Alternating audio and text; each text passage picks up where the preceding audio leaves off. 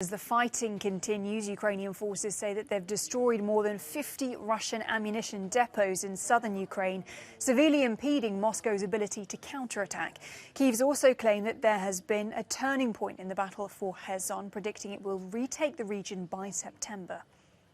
I also asked Samuel Romani what he thought about Ukraine's objective of taking back Kherson. Here's what he had to say.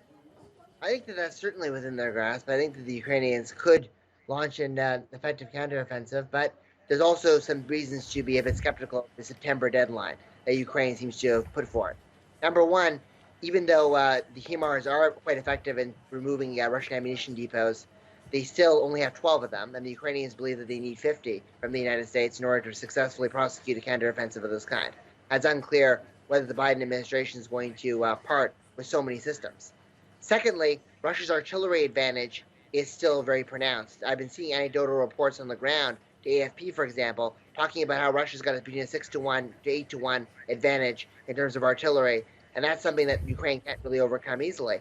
And third, Russia has already built up an entrenched defensive fortification and infrastructure in Kherson, and being the attacking force is a lot harder than being on the defensive. So those are three reasons why I think it's possible Ukraine can gain real momentum, but maybe not by September. So it is nevertheless difficult, as you've just outlined there. But strategically, how could retaking Kherson actually change the fight in the south, as well as access to the Black Sea?